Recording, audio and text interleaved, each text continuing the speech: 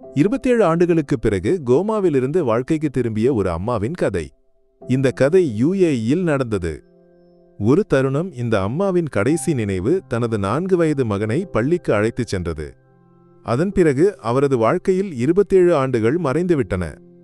கண்கள் திறந்திருந்தாலும் உலகம் மாறுவதையோ மகன் வளர்வதையோ காலம் கடந்து செல்வதையோ இந்த அம்மா அறியவில்லை. மருத்துவர்கள் இனி வாழ்க்கைக்கு திரும்ப வாய்ப்பில்லை என்று தீர்ப்பு எழுதினர். ஆனால் இந்த குடும்பம் மரணத்திற்கு அம்மாவை விட்டுக் கொடுக்க தயாராக இல்லை. நீங்கள் ஒரு கணம் யோசித்துப் பாருங்கள். 27 ஆண்டுகள் ஒரு மனித வாழ்க்கையின் பெரும்பகுதி. இந்த காலகட்டத்தில் இந்த அம்மாவின் மகன் ஒரு குழந்தையிலிருந்து பெரியவராக மாறினான்.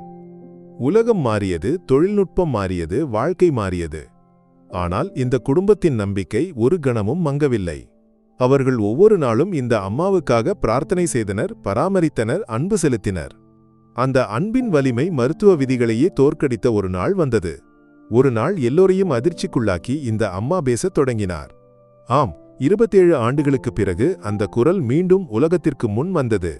அந்த தருணம் அந்த குடும்பத்திற்கு எப்படி இருந்திருக்கும்?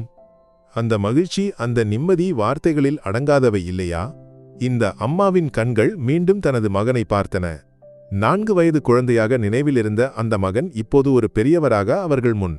அந்த தருணம் சினிமாவை மிஞ்சும் ஒரு அதிசயமல்லவா? இந்த கதை நமக்கு என்ன கற்பிக்கிறது?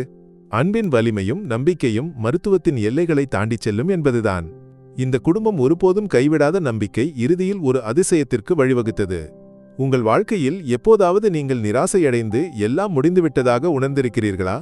இந்த கதையை நினைவில் கொள்ளுங்கள். 27 ஆண்டுகள் சிறிய காலம் இல்லை. ஆனால் அந்த காத்திருப்பின் முடிவில் ஒரு வாழ்க்கை திரும்பி வந்தது. இந்த அம்மாவின் கதை, UAE-யிலிருந்து வந்த இந்த அதிசயம் நம் இதயத்தில் எப்போதும் ஒரு உத்வேகமாக இருக்கும். வாழ்க்கை சில நேரங்களில் நம்மை சோதிக்கும். ஆனால் அன்பும் நம்பிக்கையும் இருந்தால் எதுவும் சாத்தியமற்றது இல்லை.